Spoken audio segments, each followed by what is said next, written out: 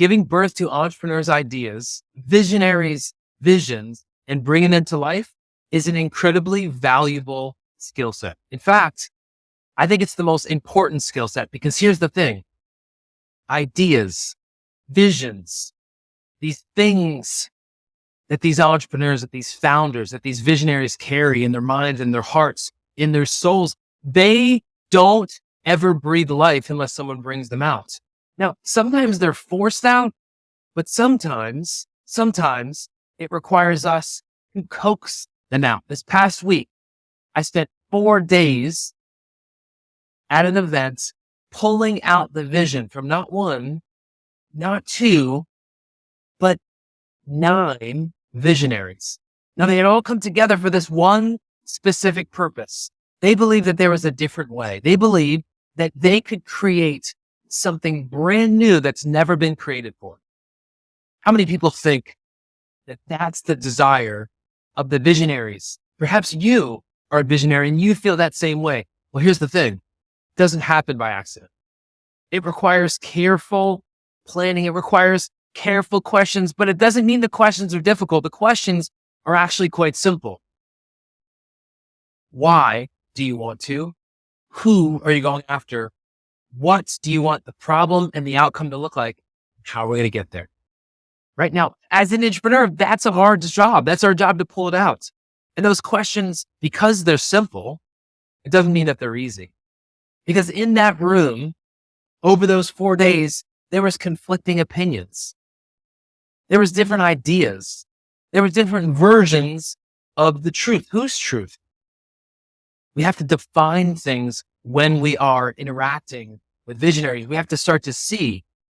And I started off my introduction during that retreat and said, my name is Scott Benham and I'm an entrepreneur. And my goal is very simple. I want to hear the vision that you have, and I'm going to carry the vision and help you birth the vision, help you get the vision out so that we can actually build, manifest the very thing that you see in your mind, that you have in your heart. Because here's the thing, you're not going to be satisfied unless you do. Now, words can sound fluffy and interesting, even a little bit exciting, but it's when you can walk the talk, right? The walk the talk actually is holding space for the visionary to engineer that vision verbally, to verbally process it amongst everybody else, and to hold enough space for everybody else in that room to see and to feel and to experience and to capitalize upon what everybody started to see. This growing swell of interest, of excitement, when the avatar, the ideal client profile starts to kind of come alive. Wow. That's when things get really interesting. But then all of a sudden we have to shift gears and hold space for the who it is and the what it is. What are their problems? What are they struggling with? Who do you need to serve? It's very simple what we're trying to create. But you might ask yourself, if it's so simple, then what makes it so difficult? I didn't say it was easy.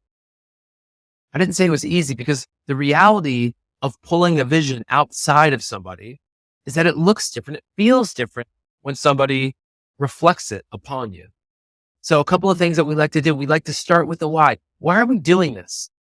What's the difference between what we're doing and what we're not doing? Let's create some clear distinction, clear definition about the why, and then we move into the who. Who are we doing it for? Is it stay-at-home moms? Is it high achieving, business executives? Is it early stage real estate investors? Who is this person? Who are these people? What do they think? How do they think? What do they feel? What don't they feel? What do they want to get out of this experience, out of this event, out of this course, out of this program, out of this life? We actually enter in and we hold space for somebody that might not be fully there. Here's what I mean. In this room of 9, 10 visionaries, that ideal client, that perfect customer lived in some way, shape, or form in every one of those individuals. So we have them create. We have them write out a letter. I want you to write a letter to the you that would join this program, to the you that would join this coaching program, this mastermind, this event. Write a letter to that person. What do they think? How do they feel? What are they concerned about? And then once we write those letters, we bring those together and then we create this profile, these avatars of how we can actually speak to these people. Because now they have a face, they have a name, they have desires, they have a demographic, they have behaviors, they have fears, they have concerns. And then we start to orient all things around this person because it's about people, y'all. It's not about products. It's not about transformative experiences, although those things are amazing. And now all of a sudden we've taken out what was once inside comes to life. And that's when acceleration happens. That's when things start to fast and you can start to see the me that they wanted to be. That's how we start to extract, coax, massage that vision, that desire outside of visionaries. Whether you're a visionary entrepreneur, business owner, or you're just visionary creative, these things need to come into the world. And entrepreneurs, we're the ones to bring it. Because somebody needs to carry it. Somebody needs to hold it. Somebody needs to care enough about the vision, about the experience that they want to have, about the problems, and compassionately and empathetically connect with those things and orient everything else around it. The business, the course, Q&As, the event, the agendas, the content matters.